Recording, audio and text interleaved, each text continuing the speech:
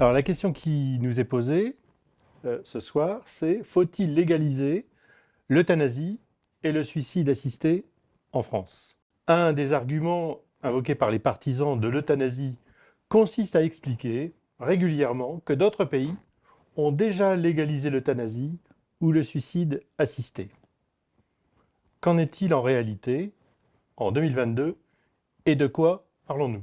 En France, la loi dite Claes-Leonetti a confirmé l'importance du droit aux soins palliatifs, droit qui renforce le rôle de la personne de confiance, accru l'autorité des directives anticipées et offert une possibilité de sédation profonde et continue jusqu'au décès aux personnes souffrant d'une affection grave et incurable dont le pronostic vital est engagé à court terme et subissant une souffrance réfractaire au traitement.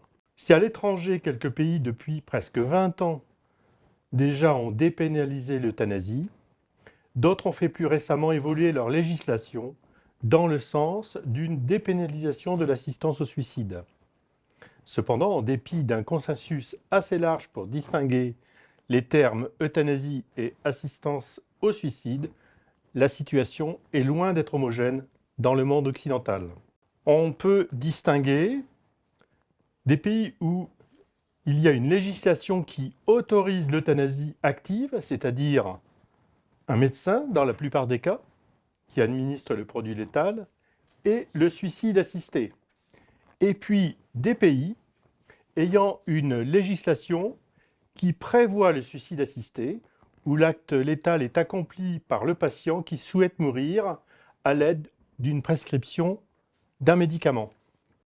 Alors, parmi les premiers pays qui autorisent l'euthanasie active, c'est le cas des Pays-Bas, le premier pays à avoir adopté en 2001 une loi qui dépénalise l'euthanasie. Dans cette loi néerlandaise, il doit être établi que la demande d'euthanasie est mûrement réfléchie, volontaire et qu'il n'y a aucune autre option réaliste. La loi stipule que le médecin et un expert indépendant doivent déterminer chez le patient demandeur une souffrance insupportable et sans espoir d'amélioration. En 2021, 7666 patients ont été euthanasiés. C'est aussi le cas de la Belgique qui a suivi en 2002 avec une loi de même type.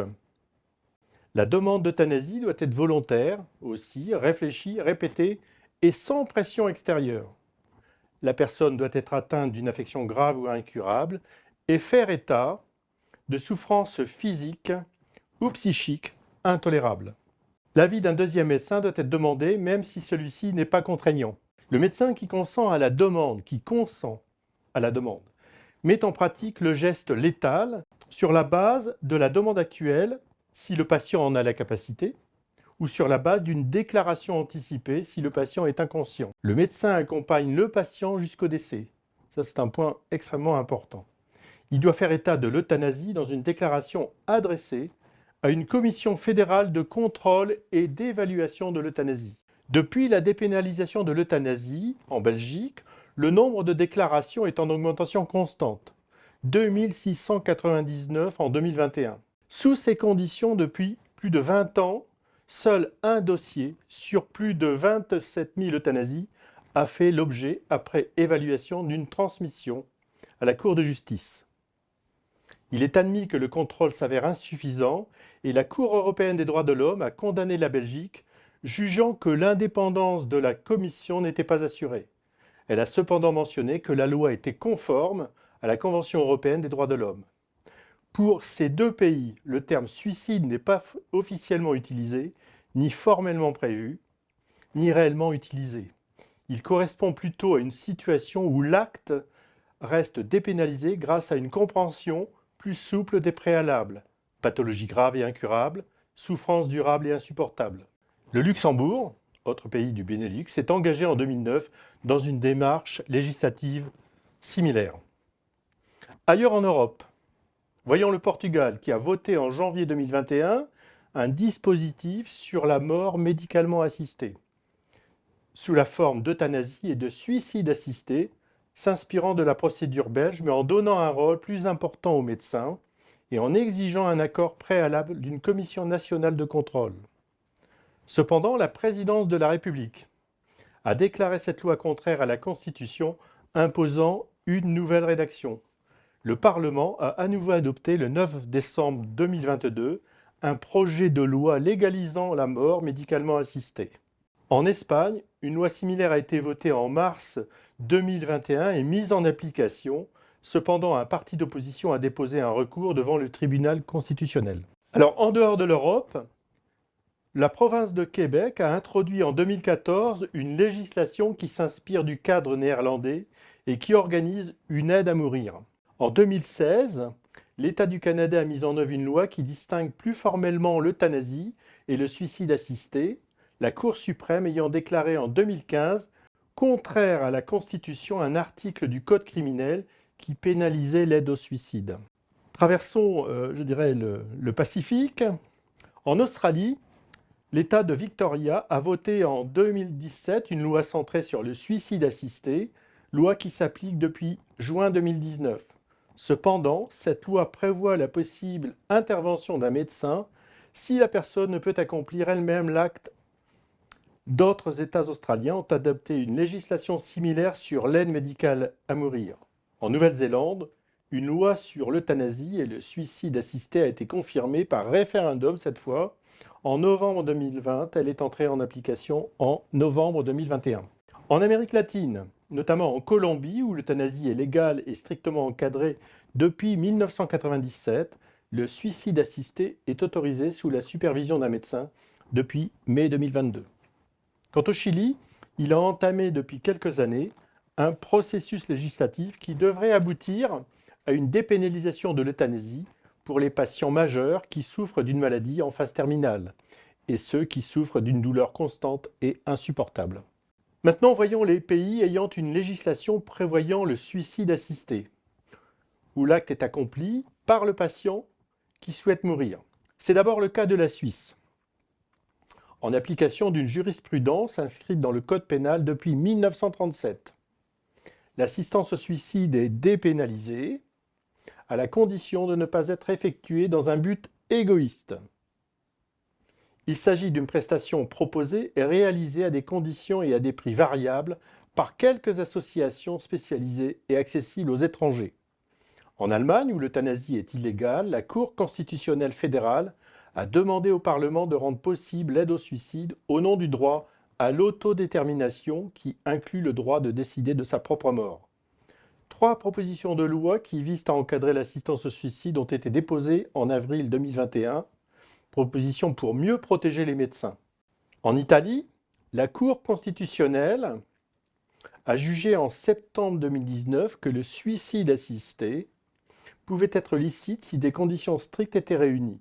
Une proposition de loi est en cours d'examen. L'Autriche a pris une décision similaire à celle de l'Allemagne.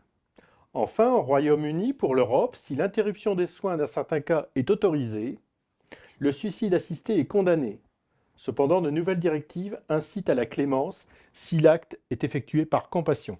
Aux États-Unis, l'euthanasie est illégale, mais depuis plusieurs dizaines d'années, dans plusieurs États ont été mises en œuvre des législations autorisant le suicide assisté.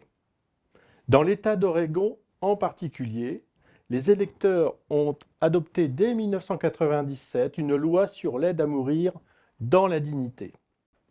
Et la législation impose un processus très encadré dans lequel le patient peut lui-même s'auto-administrer le médicament létal prescrit par le médecin. La loi contraint le malade à faire 2 demandes orales de suicide médicalement assistées à 15 jours d'intervalle auprès de leur médecin. La demande doit être réitérée par écrit sous l'œil de 2 témoins. Les médecins sont libres de refuser la requête.